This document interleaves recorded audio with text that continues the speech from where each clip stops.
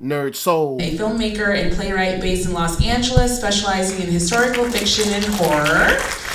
His latest project is a love letter to Galileo films called Bloody Bloody Coda. Matthew first saw Candyman as a teenager after a football game and remembers being absolutely terrified and transfixed by the character. Hi, Matthew. Hi. Go ahead and take a seat and join us.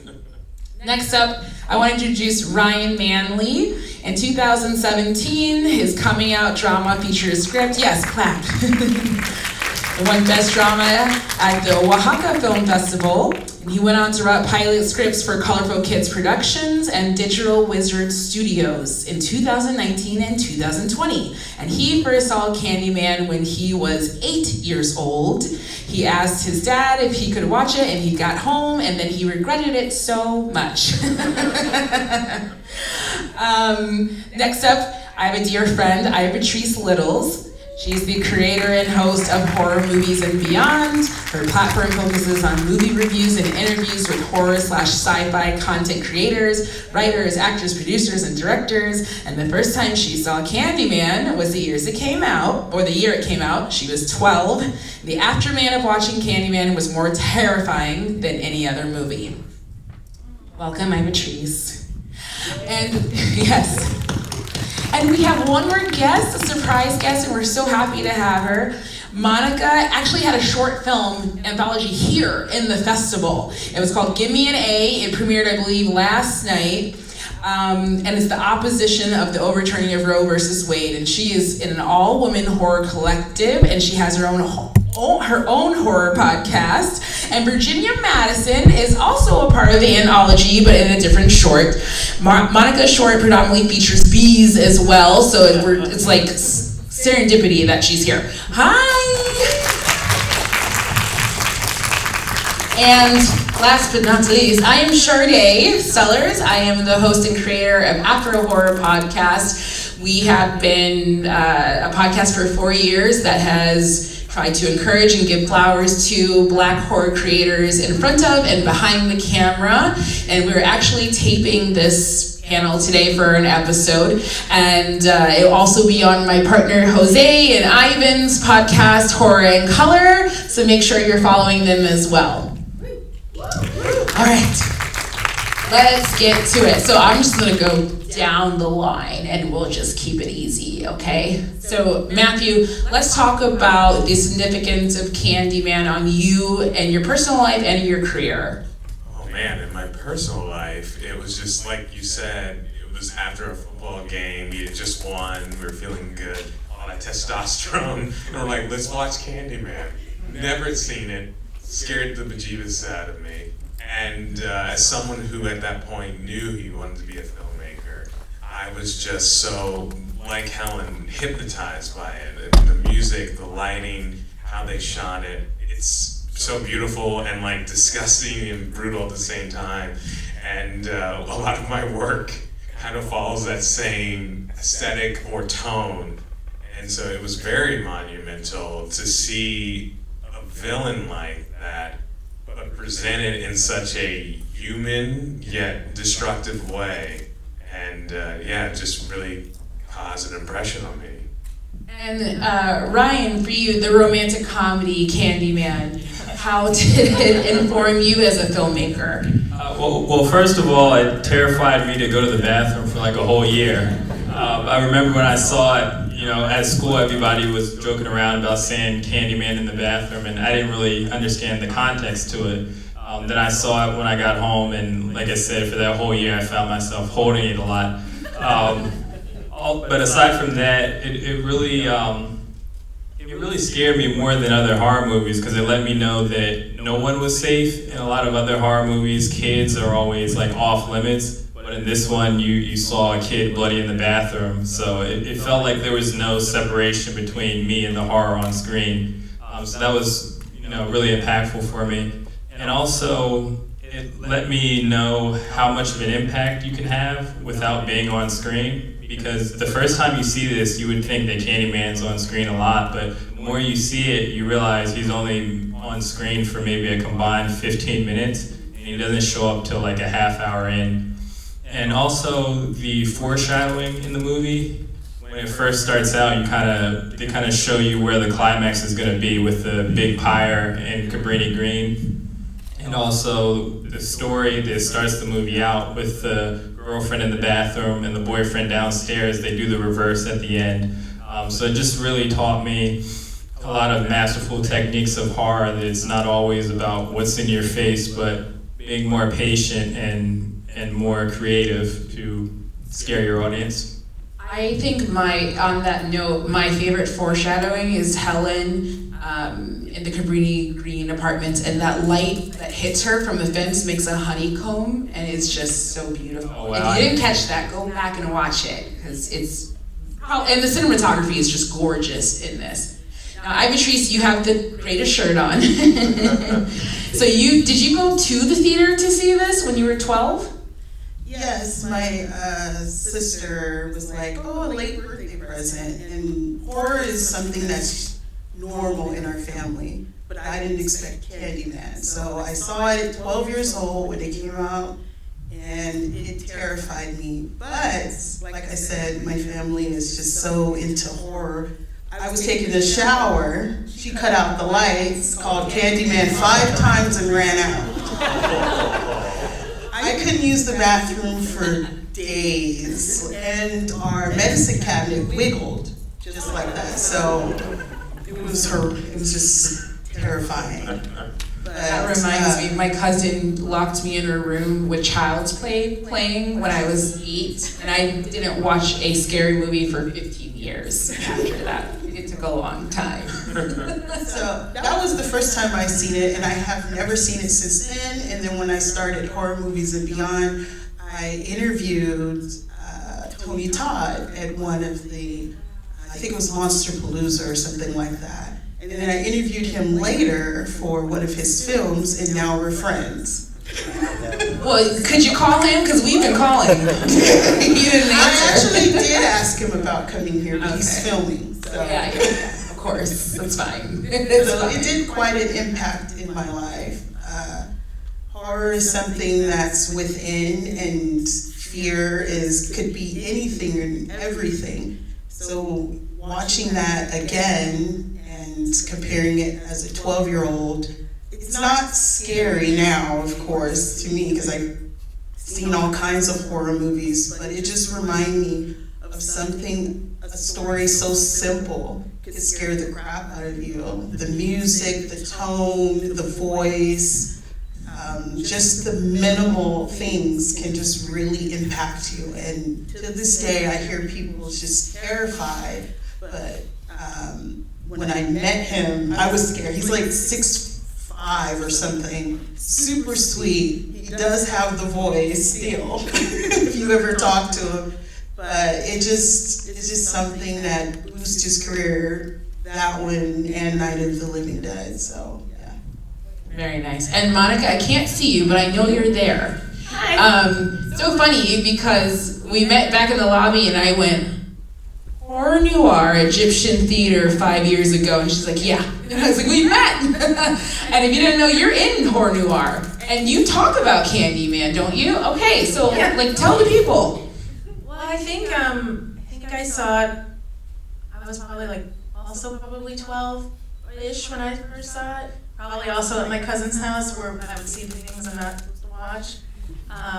And this movie and myself both turned 30 this week. Oh, yay! Happy birthday! Woo! I think it's funny too, because also the short that came out yesterday also features bees, and that also came out all in the same week, so this is funny. But yeah, horror noir was great because the whole point was to talk about our own representation in horror, which, Tony Todd has been the face of that for so long, and he was in horror noir too, and we got to meet him that night. And like you said, he is very tall. He's a big presence in the room. And this movie, like everybody else, really, really scared me as a kid because I thought, like the way you said that kids are off limits, I thought we were off limits. Until then, and I was like, oh shit, I can die in these movies too? Oh my god. So that made it, the whole genre all the scarier. I ended up doing it anyway. Did you mean like we're off limits in this movie? Because in the 90s, we were done in the first 30 seconds. Right. Okay. Which I didn't even watch a lot of horror at the time because I was afraid of everything. Only saw this movie because other people made me. And yeah, that's how I was like, oh my God, we like can be like full-on victims, like hunted by one of our own. which I don't know how accurate that would actually be, but you know. Well, no, thank you for the segue, because that is something I want to bring up, because there's two sides to this coin. I, for one, am on the side of I wish we had more black slashers. I wish we had more black villains. But I also understand that it is a very nuanced conversation because we don't want to perpetuate any stereotypes. How do you feel about that, Matthew? Yeah, I mean, it is a good question. Is it okay to have a black villain killing other black people? And I know that Bernard Rose, before he directed this, went to the end of OECPP, and he was like, is this okay? And they were like, yeah, it's totally fine. It's like Freddy Krueger, and now we have Candyman. But I think as black filmmakers, we're going to be telling black stories with predominantly black cast. And there's a whole other connotation if you have the villain be white. There are so many talented black actors who play evil well, and I don't think we should hide from that. I think there's a sort of instinct within the larger community of America, but also the African American community, that black people are either subhuman or superhuman. They're very rarely human beings. It's getting better now in media, but I think in order to embrace that, we cannot be special. There cannot be anything that is separating us. I think part of that is we also need black writers and directors and producers making those films. Obviously, Bernard Rose is a very white man. What, Bernard? But I think for what he came from and his background, he handled this with tact, and he treated the characters like they were people. I know there's some issues with some depictions, but even black filmmakers can delve into some stereotypes. And I don't want to ramble, but I think it's important that we have so many options and examples, because the more there are, the further we get away from, oh, this is the exception, oh, this is different. It should be common. Ryan, for you, and as a filmmaker, do you feel like being a black filmmaker limits you in the horror space to maybe tackle themes or things that you would want to do? No, I don't think it really limits me, especially after a film like this. I think something like this kind of opens up the doors that black people can be portrayed as any type of character in the movie, because in this, I mean, the main villain is black, but then technically the hero of the movie is Jake, and he's black. So, and then there's the gang members and stuff. So they kind of, and then Bernadette is the hero. So, yeah, I think something like this opens up the doors that we don't just have to be the black boogeyman. You know, it'd be one thing if Candyman was only killing white people, but pretty much everybody is fair game. So, as a filmmaker, I don't feel like I'm put in a box with horror anymore, especially 30 years later. I think this helped open the doors a lot. And Patrice, you study a litmus of horror across the board on your site and on your program. So from 1992, when you saw this, to now, where do you think the progression is going for horror for our community? I didn't really think about that one. I feel like we still have a long way to go, but I also feel like we have progressed quite a bit. But I really think that for horror, I think everyone has to help each other. It doesn't matter what race or where you're from, because to see the perspective from one person to the next, I think we all need that in film in general. And also, if you have a chance to go through a door, you can help someone go through the door as well. So it's not just all should be one color for the most part, but if you're able to get through, help someone like you get through it. I mean, we're all in this together. I kind of see it as a universal thing. Has it progressed? We're not dying as much in horror movies. It's a good thing.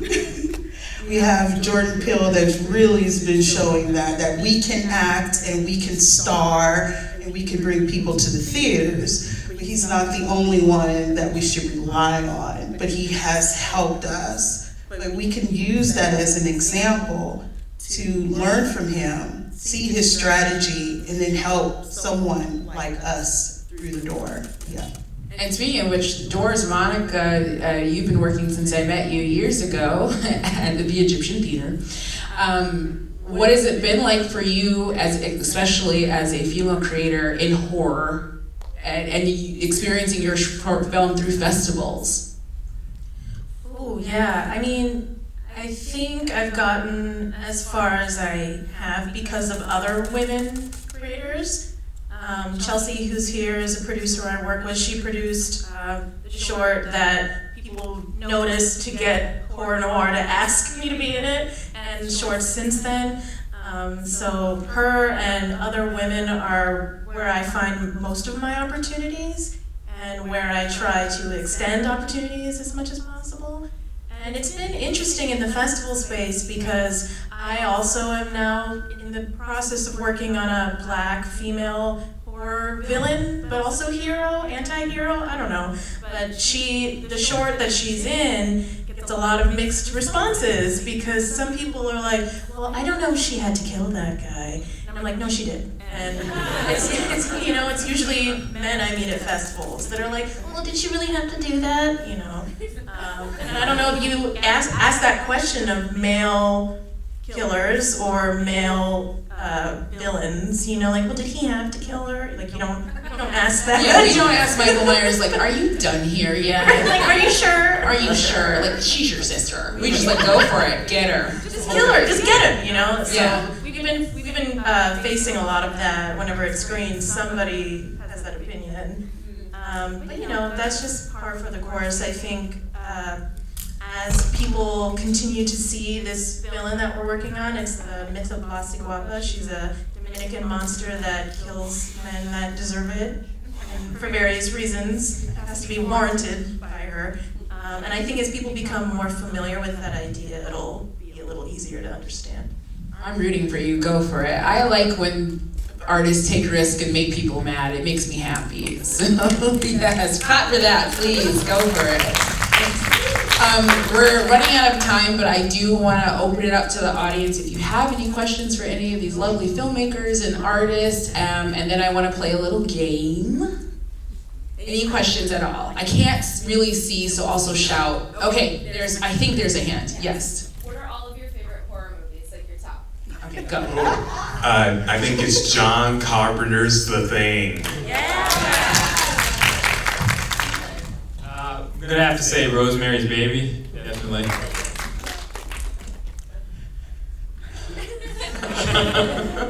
I was going to say The Thing. Who knows me is it's my old. I was 4 years old when I saw that movie. But I'll have to go with my second one, which is Aliens. And also The Thing is amazing. That came up right away when they asked, but I don't know, maybe 28 days later? Mine is The Descent. Maybe one more and then we can play a game. Oh yes, I see a hand. I actually don't have a question, but I want to thank all of you for sharing that personal experience. It's important for people like us or each other to share those experiences, understand each other, what we all go through, what we face. And I like to hear what you guys had to say. So thank you for opening up with us. Oh, thank you. Thank you. Yes, a hand there. Sorry, I just said one more, but I just wanted to ask this opportunity. Do you have any advice for aspiring actors? Oh, yeah, go down the line. They're all filmmakers. Yeah, I would say as someone who's done film and theater, try to do some theater. It's a great way to meet a lot of people, get on the ground level, do some tough acting work, and you're going to become better for it. There's not a single theater project I have done where people haven't emerged stronger and better from it, so I highly recommend it.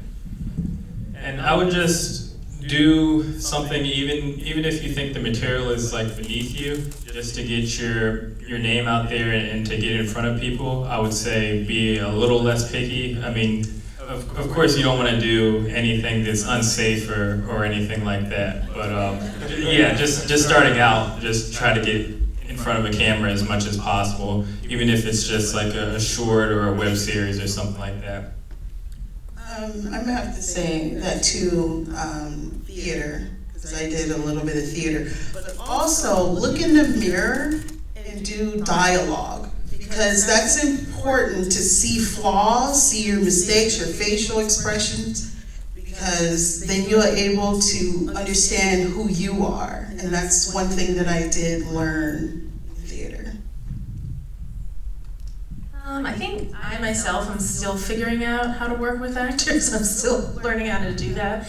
But I have noticed the ones that I'm like, oh, I want to work with you again, are people that are just kind of down for whatever you're thinking and do, offer out of their own takes and ideas on things, but also, like, if we're pressed for time, kind of understand that and do what you can to also make the process smoother for the director. And at least for me, that's been like, oh, you're awesome, and I want to work with you as many times as possible because today was a hard day and you were really cool about it. That's all great advice. So we do have to wrap up. I want to thank my host, or my panelists, but before we leave, who came the farthest? Shout out a location and you'll win a gift. Saskatchewan. Hell? Where are these cities? Saskatchewan is in Canada. Anyone can be Canada? No. Well, you win. Congratulations. I have a gift for you. Thank you so much to Screamfest and to Horror and Color for having us. These panelists will be outside in the lobby, so we encourage you to come say hello and take pictures with them. And whoever won, because I cannot see you, please find me in the lobby. I have a gift for you. Thank you so much for coming, everyone. Go check out our installation. We have a Candyman installation, too.